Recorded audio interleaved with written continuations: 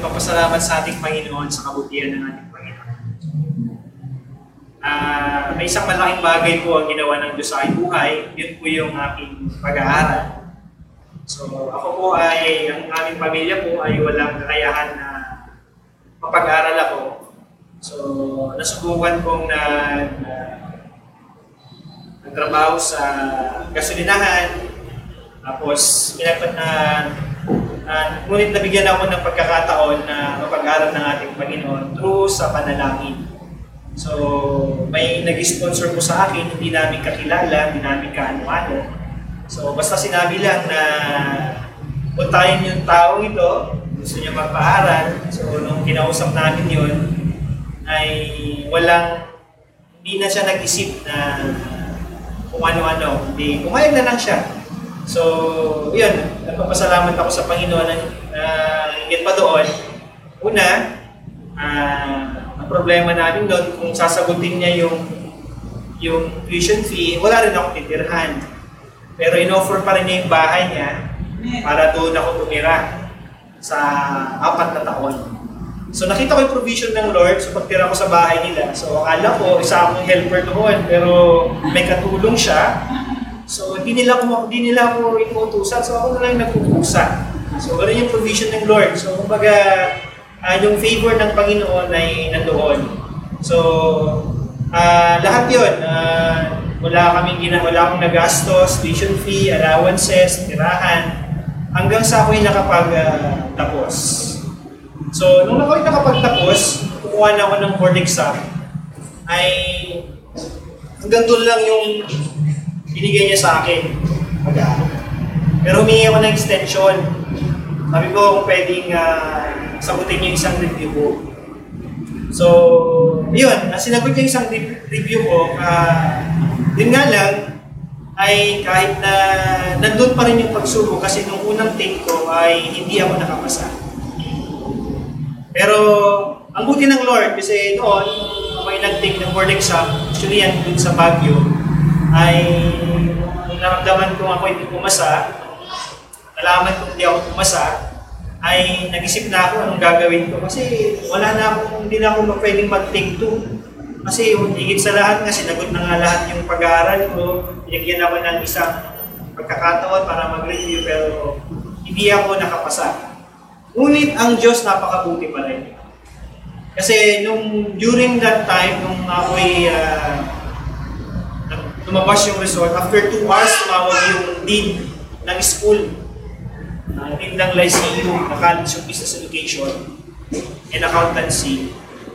Sabi niya, gusto mo mag-review? Sabi niya, yes ma'am. And that time, sabi niya, yes ma'am, pero wala na akong pang-review. Mag-aaral na yung kapatid ko, so I need to work. Pero at time, sabi niya, sige, punta ka, tanungin mo sa review center kung magkano yung tuition fee. So, tinanong ko agad kung magkano yung installment, magkano yung cash, at bumaba ka dito sa Pangasinan. So, agad-agad nung araw na yon, kinabukasan, bumaba ako sa Dagupan para sabihin ko yung tuition fee. And that time, ibinigay niya yung pagkasabi ko nung amount ng cash. Sabi niya, binigay niya ako ng check. Ito yung pang-review mo. So, nakakatuwa ang ating Panginoon kasi bagaman nandoon yung failure, pero kung patuloy ka pa nagtitiwala sa Panginoon and through the prayer to God, ay kumbaga makikita mo yung provision ng Lord. So, bumagsak ka, pero hindi yung tagal may sumagot ulit ng tuition fee mo. Kasi nung unang review kasi, ay nagre-review ako, at the same time, nagtatrabaho. Kasi nausapan namin nung boss ko nung una. Pero itong pangalawa, panalangin ko sa Lord, ay mag-review lang talaga ako. So yun, nag-grant ng ating Panginoon. Yun, ang team ko, nagbigay siya ng, sinagot niya yung buong tuition fee ko ng second review ko sa Baguio. At salamat sa Lord kasi may kamag-anak kami sa Baguio, in-offer nila yung tirahan nila doon. Yung tirahan nila yun, napakabuti ng Diyos kasi kagagawa lang. At kagagawa lang, wala man nakatira, although hindi pa siya fully furnished. Tapos na lahat, may CR na, wala lang siyang pintura. Wala lang siyang mga salaset. Pero as is, tapos na. Yun, ako yung unang tumira doon. Yeah, so yun ang provision ng Lord kasi so, kuryente, tubig, nandun lahat. So laki yung bahay. Malaking bahay yun. May second floor. So, ganun yung provision ng Lord. So, yung pagkain ko, ang sumasagot naman, sila uncle ko sa kabilang bahay naman yun. So, kumakain lang ako doon, tapos uwi ako, magre-review. So, ganun lang provision ng ating Panginoon. Pero, ayun, tuloy-tuloy po yun hanggang sa dumating yung board exam. During board exam, nagkasakit po ako, kumbaga nilagnat ako. So, a week before. So, 4 days na nilalagnat pa rin ako. Magbo-board exam na ako. So, akala ko hindi ako makakapag-take ng board exam. Pero salamat sa Lord kasi that time, grabe yung panalangin ko. At nung board exam na namin, bumagyo. Ito yung si Ondoy sa si Piping, magkasunod yun. So, naisulit yung bagyo. Buti na lang po, dahil nga nilagnat ako noon, na-isolate yung Baguio, na-postpone yung board exam ng 1 linggo. The other week, so, salamat sa Panginoon, prepared na ako. Sabi ko, Lord, papasa na ako dito. So, ganun yung provision ng Lord. So, ramdam ko yung, before nung nag-exam na ako, ramdam ko yung ako yung magiging board passer na as a CPA. So, napakabuti ng Lord. So, yun nga po. Hindi nagtagal, pagkatapos ng board exam, dahil dati kasi ang result ng board exam after 1 day lang, dahil kami nga yung nahuli, umabot kami ng almost 1 week. So, hindi na ako makahintay sa Baguio, doon na mahintay yung result. Bumaba na ako sa Dagupan. And pagbalik ko sa yung nagpaaral sa amin during that time, meron silang event sa Star Plaza. So sabi nila, oh, let us join. Samahan mo kami. So sinamahan ko sila, tumulong ako. That is, merong cooperative man that time. That day, nasa Star Plaza ako, tumawag yung review center at sabi sa akin, pasado daw ako sa college. So napakabuti ng Lord kasi lahat timing and lahat talaga siya yung nag-provide. At doon mo makikita how is our God. So, patuloy nating purihin ang ating Panginoon. Patuloy nating magtiwala sa ating Panginoon. Despite meron tayong ups and downs sa buhay, akala natin wala tayong chance, pero ang Diyos siya nagbibigay na chances. Yan. So, yun na po. To God be the glory. In the beginning, God. Pag sinabing in the beginning, God, ay wala nang question doon.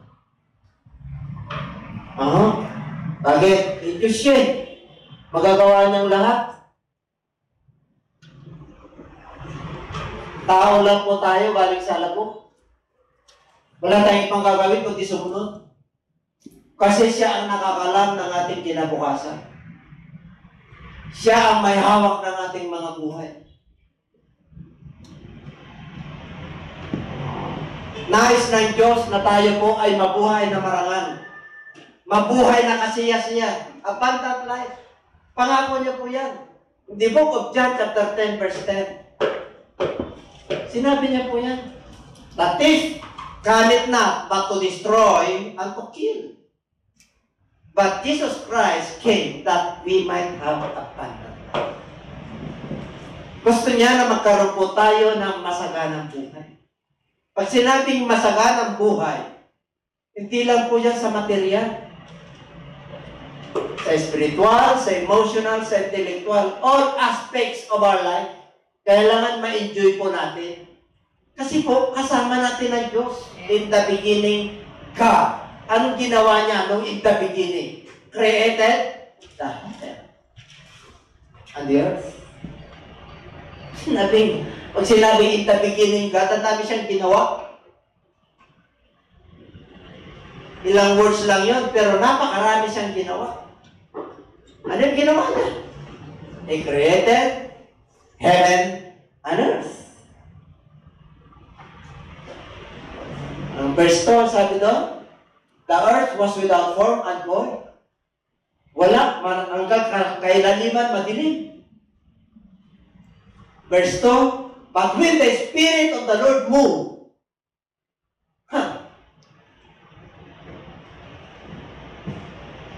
ang sabi niya, let there be light.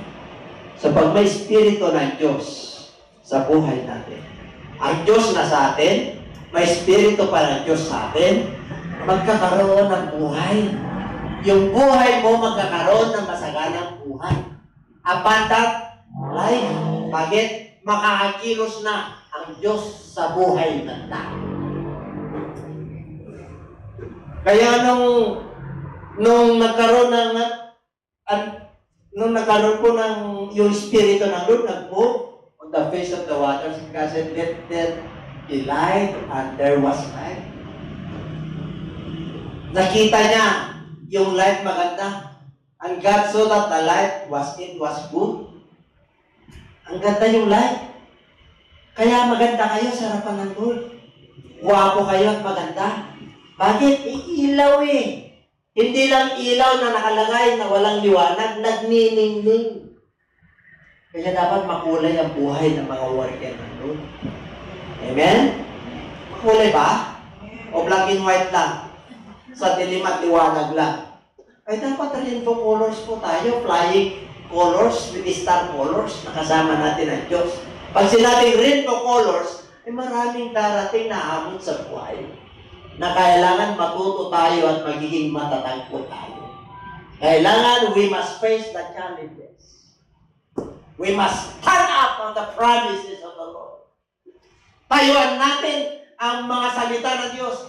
Because in the beginning, God. Pag in the beginning, God at kasama mo ang Diyos, wala kang katalo-talo. Amen.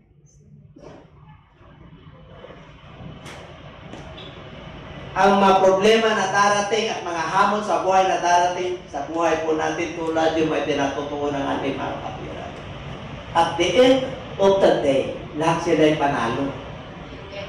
Kasi kasama natin ang Diyos. In the beginning. Ang dami siyang ginawa. Pag sinabing in the beginning, God, hanggang verse 31 yan. 1 to 5, yung liwanag at dilim, pinaghiwalay niya. 6 to 8, ginawa niya yung kalawakan. At sinabi ng Lord, napakaganda. It is good. 9 to 13, ang ginawa niya, yung mga dagat, nagkaroon ng kalupaan. Iniwalay niya yung dagat sa lupa. Nakita niya mabuti. 14 to 19, ang ginawa niya, nilagyan niya ng ilaw sa kalawakan. Nakita niya maganda ulit. Ang pinakamagandang ginawa ng Lord, yung 20 to 27. Yung 20 to 23, nandiyan na nagpasimula yung pangangailangan ng tao. Lahat ng living things na pangangailangan at mga vegetable ng Lord. Ang huli niyang ginawa, yung 20, Genesis chapter 1, verse 20 up to 31. Nakita ng Lord na very good. Kasi ginawa niya ng tao. Sa 1:26 and 1:27. Nilikha niya muna ang langit, nilikha niya ang kalupaan, pero sa 26, nakita niya, nilikha niya ang tao, hindi na siya nagsalita. Personal task. Ganon tayo nilikha ng Lord. Hindi niya sinabi na magkaroon ng tao. He made man in His own image, the image of God. Kaya may nagtanong sa akin, ano bang image ng God? Kung 8 billion tayo, yun yung image ng Diyos. Sabi nga kanina ni Pastor Gila sa Book of Psalms, wonderfully. Yeah.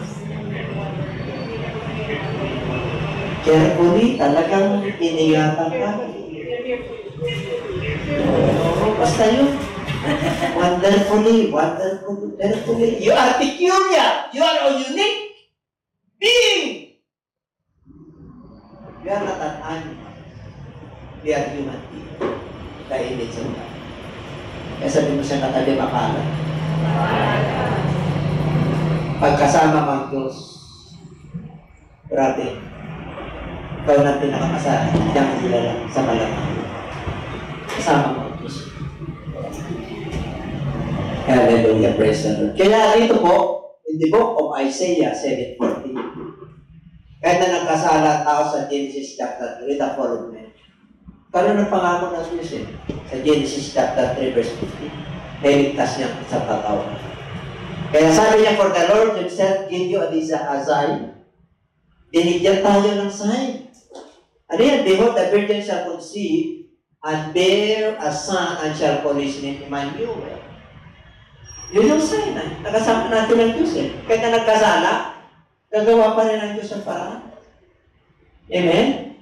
Nabuuin yung nawasak dahil sa pagkakasala. Disobedience. Kaya sa Isaiah 9:6, ang liwanag, ano sinabi ron? Binigyan niya tayo palatandaan, binigyan niya tayo ng bata, son, given, pamamahala sa kanyang balikat. Ang kanyang pangalan ay tawagin ka mga-mga, tagapayo, makapangyarihan Diyos, at walang hanggang Ama, at prinsipe ng kapayapaan. Sino yan? Yung in the beginning God, siya yan. May sign, may palatandaan, kaya hindi sila naniniwala na si Jesus Christ Diyos Anak lang siya ng Diyos. Diyan nga, everlasting Father, hindi pa siya pinapanganak. 500 years before na pinanganak, inula na ni Isaiah. 500 years before Christ. Everlasting Father na yung papanganak. Yung nagsalita na in the beginning, God, Spirit po yun, wala nakakilala sa kanya. Wala nakakilala sa kanya. Sino nakakilala sa Diyos? Sino? Walang nakakilala sa kanya. Pero nung bumaba si Kristo, ipinakilala niya kung sino yung Diyos na nagsalita. Gusto niyo malaman? Palapagan natin ang ating. Yung Espiritu na nagsalita, nung dumating si Kristo, ang unang nagpagilala ay yung mga propeta. Pangalawa, yung kasulatan. Sino yun? Yung ipapanganak. Yung nagsalita, bumaba. Bakit mo nasabi yan, Bishop? John 14:6.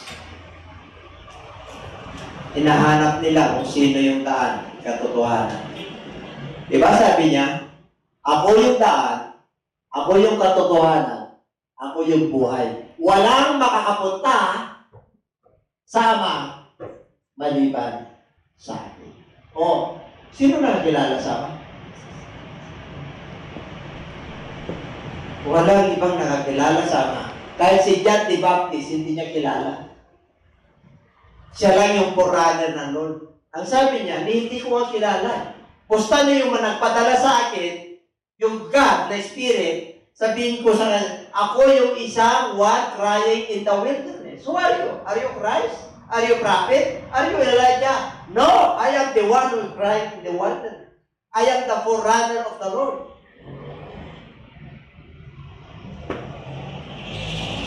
Alam niyo po, pag ang hari ay bumaba, ay forerunner yan. Hari ng mga hari.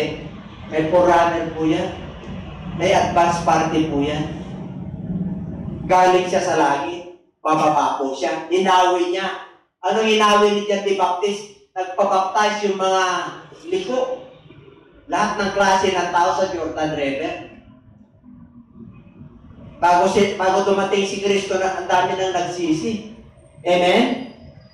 And everybody say amen. Galing kapindi yung Diyos na ating pinanampalataya.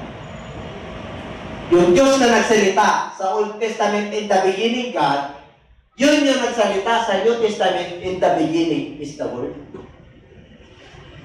John chapter 1, verse 1. Ang ibig sabihin, in the beginning, God, let there be light, yung nagsalita, nagiging, yung nagsalita, in the beginning was the Word, bumaba.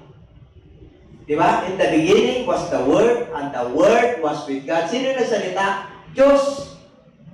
Anong dala-dala niya? Yung salita, yung verbo. The same was in the beginning with God. Siya, pareho lang siya nun, yung beginning and the beginning. Siya rin yun. But without Him was not anything made that was made. Wala. Walang nagawa. Kung hindi nagsalita yung Diyos Ama, yung Holy Spirit doon. Kaya bumaba niya, pinakilala niya na yung sarili niya. In Him was life, and the life was the light of men, and the light shined in the darkness, and the darkness comprehended it not. Hindi makakapenetrate ang gawa ng demonyo. Pag ikaw ay nasa ilaw, pag ikaw ay ilaw mismo. Ano yun, everybody say amen? Kaya tinatanong nila si John the Baptist sino ka? Nagsalita na siya. He bears witness of the light. Siya yung magpapaliwanag kung sino yung diba. Sa verse 14, nandiyan na ba? Verse 14. In Him, and the Word was made flesh. Yung nagsalita na in the beginning, yun yung Word. Hindi pwedeng magsalita ang Diyos na hindi niya kasama yung salita niya. Amen? Parang ganito ako. Nahiwalay ko ba yung salita ko? Hindi. Ako, yung katayuan ko bilang tao, at yung salita ko hindi pwedeng maghiwalay. Kaya yung mismo yung Spirit, in the beginning, God, nagiging Word, yung salita na. Yung Word na yon, naging nagkatawang tao. Sino nagkatawang tao? Hindi, yung salita. Ibig sabihin, yung nagkatawang tao, yung Diyos. Sa pamagitan ni Jesus Christ, magkakaroon kayo ng kalituhan baka si Jesus Christ ang nagkatawang tao. Hindi po. Ang nagkatawang tao yung nagsalita, yung Word. Yung God. Kaya sabi ng 1 Timothy 3:16, wala na tayong pagtatalunan pa. Ang nagkatawang tao ay ang Diyos. Hindi si Kristo. Ang ibig pong sabihin, si Kristo po, yun na yung Diyos. Kasi mamamatay ang tao pag nakita ang Diyos. Amen? Kaya kailangan humirap siya ng katawan kay Maria na walang kasalanan. Kaya nung tinanong siya, sino yung ama ang tinutukoy mo? Abay, kung nakita nyo na ako yung ama. Nagsisinungaling ba si Jesus Christ?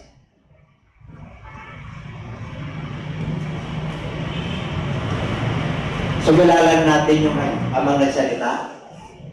Pumabapo siya, nagpagilala, nagpayag, umirap ng katawan. Yun, asan na si Jesus Christ na yun? Hindi pa mabalik na siya. O di Espiritu na siya.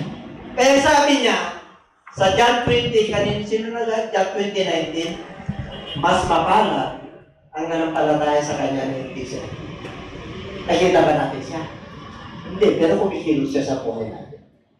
Bakit? Ibuhay na Diyos siya. Totoong Diyos yung ating pinapanampalataya.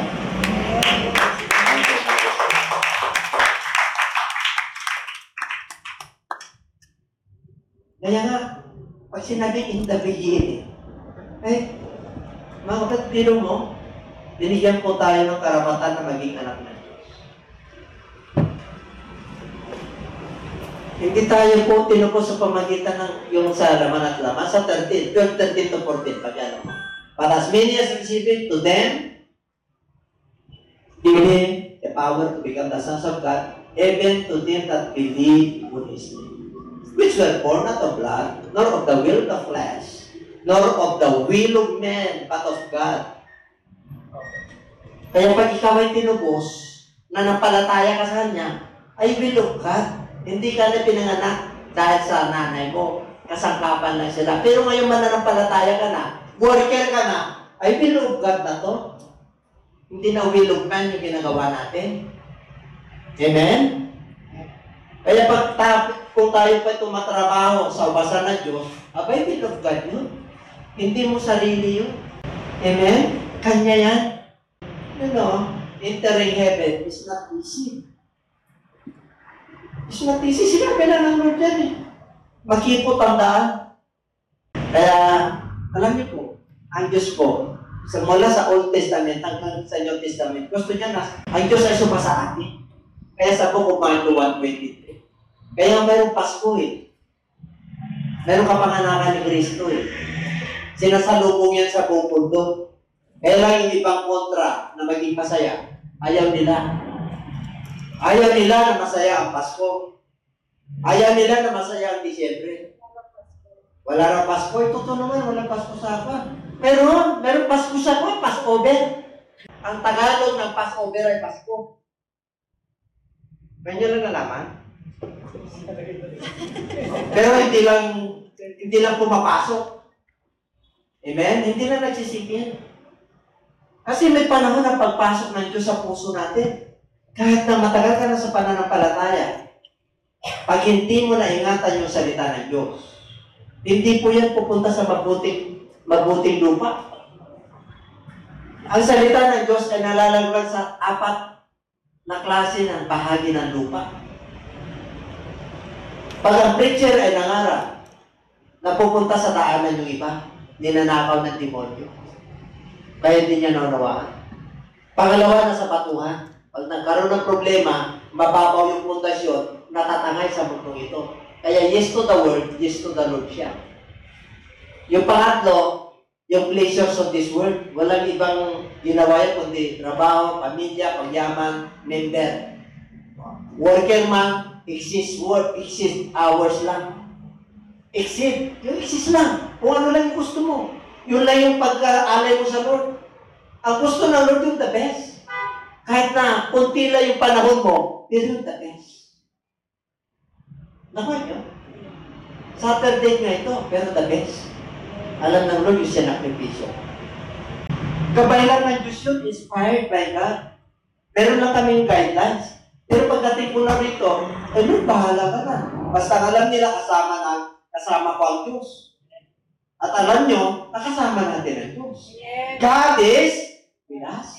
Because in the beginning, God, and in the beginning is the Word, and the Word was made flesh, and dwelt among us, and we beheld His glory, glory as only begotten of the Father, full of grace and full of truth. Puno siya ng biyaya, kaya biyaya sa biyaya. 2021, 1961. Whether you like it or not, sa poesy. Maganda po ng mga privilege ng senior. Pag ikaw ay naglilingkod sa Lord na senior na, mapalat ka. Kasi marami nang hindi nabutan na senior na hindi. Ay, totoo po yun. Totoo po yun. Amen? Kaya habang malakas pa ako, Lord, para pala akong agila. Alam niyo yung buhay ng agila? Para pag nag-extend na buhay, pumupunta sa bundok yun. Yung kanyang feet, ano yan? Yun yun. O, yung kanyang feet, kinagano niya yun. Para mawala yung old, mapalitan ang bago. Sa bundok yun. Ganun nangyari sa sakit ko eh. Dinala ko kung saan nagagaling yung hilo ko. Nahihilo nga yung mga espesyalista kung saan nila ako dadalhin. At ang matindi ba, hindi ako gumastos ng matindi. Bakit? Ewan, kumplito ko ng laboratories eh. Akala nila mayaman ako, syempre. Siyempre, mayaman naman talaga. Sora na lang, kahit napapagal, hindi naman tayo nahuhuli. Diba? Hindi naman tayo nahuhuli, kahit napapagal, tindig lang eh. Kahit sabi ko, may scoliosis tayo, pinalala tayo. Di ba ba kayo? Tindig lang eh. Sabi nila, daw, baka pwede sa Region 1 ako. Region 1 ako magpalaboratory. Bakit? Dito na sa bilang doon, may kinto kasi. Sinabi ko sa kanila, kinto kasi ka. Kasi alam naman, senior na ako. Wala na ako yung may nasa. Sabi na, sige, okay. Pero pagdating sa Caropet, wala pala niya sa Region 1. Wala pa talaga kayo. Kasi mahal eh. Wala pa talaga. Pinapalabas ko pa. Hindi, punta kayo doon sa section na gano'n, section na. Ay, hindi na. Pinapabagapan na lang pa. Ano yung sabihin? Lahat ng mga provision binigay sa iyo. Expenses, hindi na halata. Hindi ka na binuksan, hindi na binuksan yung utak mo kung bakit ka nahihilo. Hindi na binuksan yung vertigo ko sa tainga kung bakit ako nagkaroon ng service. Hindi na binuksan yung puso ko para tignan. Walang bukasan. Ang Diyos ang gumawa ng ito. Amen. Kaya ngayon, anong mission mo? Anong mission mo? Meron ka. Bakit ka na dito? Meron ka gagawin. Tingnan mo kung ano. Jeremiah chapter 1. Mula before I formed thee in the belly. Bago ka anyuhan. Kilala ka na eh. Bago nga nagpakasal yung magulang mo, kilala na lang Diyos kung ano ka, sino ka. Amen? Bago ka lumabas sa sinapupunan ng iyong nanay. Isaac, pero mo, pag ikaw ay mananampalataya, pinabanal ka na. Kaya sabi mo siya katabi, banal ka. Yung iba hindi maniwala. Kaya nagtutuga. Ay, tama kaya Diyos. Pag ito kina-question na Diyos, sabi niya, I sanctified you. Sinabi niya na, I sanctified you. Okay. And I ordain you. Pag sinabing ordain, pinili kita. Inihalang kita na, no? Maging tagadala. Pag sinabing prophet, tagadala. Sa panahon natin, one of the fivefold ministries in the book of Ephesians chapter 4. Prophet ka. Apostles, prophet, evangelists, pastors, and teachers. Yan ang fivefold ministry of Jesus. Sa Old Testament po yan, tagapangaral. Tagadala ng salita ng Diyos kung anong sinabi ng Diyos. Eh kaya ikaw, meron kang kinalalagyan sa body of Christ. Amen? Kung sabi niya, God, behold, tignan niyo ako, bata pa. Tignan niyo, gagawag ka pang propeta. Huwag mong sabihin na hindi ako makapagsalita. Sinantified ka na niya eh. Pinili ka na niya eh. Nandito tayo na. Sabi nga ni Pastor Kenas kanina, share His word. That is our goal for 2021. Bakit? Mapalad ang mga nagdadala ng mabuting balita. Romance? Pagod romance. Sino ang aking isusuko? Kung walang mga aral. Sino ang papakinggan nila? Kung walang magandang balita. Sino ang inaasahan ng Diyos? Hindi tayo. Sino ang isusuko ko? Isaiah chapter 6. Ako. Huwag mo na ituro yung iba. Nagmamadyong yun. Kapit-bahay ko, yun ay turo ko. Hindi ka naman nagbabadyong, hindi ka naman nagsusukat. Ituro ko yung sarili mo. Pananampalataya ka. Yung iba nagtuturo pa. Si nanay, si tatay. Si lolo, si lola. Hindi, turo mo na yung sarili mo. Yung mga anak nyo, yung mga kabataan, turuan nyo na sila. Train na pa dyan, the way he should go. And when he is sorry, siya not depart from it. Pero ang bago ka pang anak, dilala ka na yun. Palaparan natin ang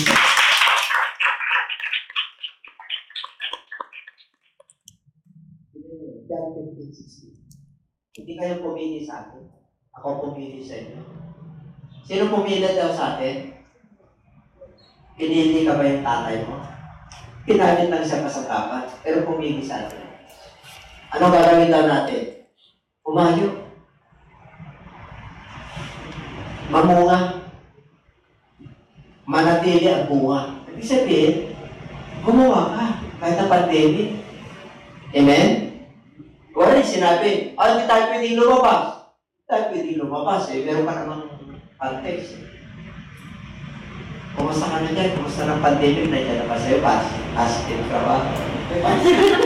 Positive ka, kailangan mo si Jesus Christ para magiging negative ka. Alam niyo yung mga bawat opportunity na binibigay sa atin ng Diyos, yun yung pagkakataon kasi imitan darating ang Lord. At least busy ka. Kasi ang mga tao ngayon natatakot sa pandemic. Pag biglang dumating ang Lord, ano sabi ng Bible? Darating ang Panginoong Hesus sa panahon na hindi natin inasahan. O panahon ng pandemic ngayon, for pandemic ang nasa utak ng tao, puso ng tao. O kung ikaw walang ng Diyos, pandemic. Basta na kayo, mag-pray kayo lagi. Alam ba, di namin lang dito sa amin eh. Amen? Eh bakit? Kasama mo naman ang Diyos eh. Tinawag ka na niya bago pa. Sinantified ka niya bago pa alalangin ang buhay. Tinawag ka na niya eh. Anak ka na niya eh. Eh bakit ka mag-alala? And everybody say amen. Hindi ba natatakot? Eh alam mo, kung wala kang mapag-iwanan, tinagin mo. Protektado yan ang room. Minsan, hindi na natin alam kung sino talagang totoo eh, di ba? Dumarating yung mga positive na ganyan. Eh, dapat, isipin natin, positive tayo sa road. Hindi positive sa pandemic. And then, hindi yung iba, pinumulan ng konti, positive na ako. May mo niya lang, kaya ko magpa-hospital, baka mamaya makupit ako. yung mga anak ng Diyos, dapat pag-positive sila sa road. Lord, ano ito? Wala ito, kaso lang. Dapat ganun tayo. Wala ito, suob lang ito. Fix lang ito. Lagyan ko lang ang bayan na yung Jesus ko. Dapat ganun tayo, hindi. Nangihinig na tayo. Wala na akong hinig ka. Wala na kaling hinig ka eh. Hindi, inaabol ko. Ay, napababa ka. Nervyos lang yun, nervyos. Dahil sa depression ng pandemic na yan. Alam niyo, pag-isipin niyo yan, magkakaroon ka ng mental disorder. Eh. Pinatalino na tayo ng Diyos. Hindi mo na kailangan, Lord, kailangan ko ba makausapin? Di ba? Tanong niyo masyadong spiritual? Masyadong, hindi ka nun yun. Amen? Pag ang salita ng Diyos nasa iyo, at kasama mo ang Diyos, ano ka agad? Naka-ready ka. Sinabi ng Lord eh, pag tinanong ka ng mga unbeliever, nakahanda kang sumagot. Hindi ka naman sasalita, ang Holy Spirit mismo magsasalita. Yung wisdom na nagagaling sa Lord, mamamangkapos mo. Kasi kasama mo ang Diyos eh. Sa trabaho mo, sa hanap buhay mo, sa ministry, sa pamilya mo, sa lahat. Hindi tayo perfecto, pero kasama mo ang Diyos. Amen. Yan ang matindi ron. Amen? Kasi nararamdaman mo kasama mo ang Diyos, kasama mo. Ang pandemic, nandyan po yan, pero wag tayo malamig. Ang mahalaga po yan, Matthew 28:19. Okay. Gusto nyo na ang Diyos sa inyo? Gusto nyo ang Diyos sa inyo? Amen. Tarapakan natin. The beginning God, the beginning was the Word, and God is with us forever. Siyempre, sa buhay at kamatayan, kasama natin ang Diyos. Matthew 28:19-20. Great Commission. Go ye therefore into all nations, baptizing them in the name of the Father, and of the Son, and of the Holy Spirit. Teaching them to observe all things, whatsoever I commanded you. Lo, I am with you always, even unto the end. Okay. Ibig sabihin, pag umahayo ka, dala-dala mo yung Ebanghelyo, may ginagawa ko sa iyo. Ang dami kang patuto, humikilos sa Diyos, umiinit ka, pati yung problema mo nawawala, pati yung kaluluwa mo na-enjoy mo yung pag-ministry. And no, He is with you always, even unto the end of days. Gusto mo na kasama mo ang Lord na gagawin ka. Akala niyo, ang pagtawag sa atin ng Lord, si Moses nung tinawag ang Lord, 80 years old. And everybody say amen. Huwag mo sabihin na hindi ka ano.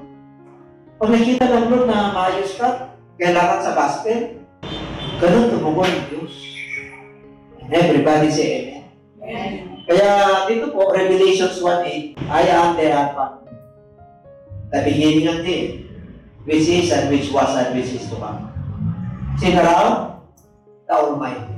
Ibig sabihin, hindi siya nagbago. Yung in the beginning, God, sa Genesis chapter 1, in the beginning was the Word, John chapter 1, at saka yung Matthew 28:19 na naghabilin sa Great Commission, nato siya sa trono niya. Siya yung I am the Alpha and Omega. The beginning and the end, which is to come. So, walang pagkakaiba. Kaya pagka tinanong kayo ng Diyos mo, kilala natin yung Diyos natin. And everybody say amen. Okay, ngayon, wala na kayo katalo-talo. Ang sabi ng Psalms 27:1, fear not, for I am with thee. Okay, matakot kasi kasama ko kayo. Kasama mo ito sa buhay.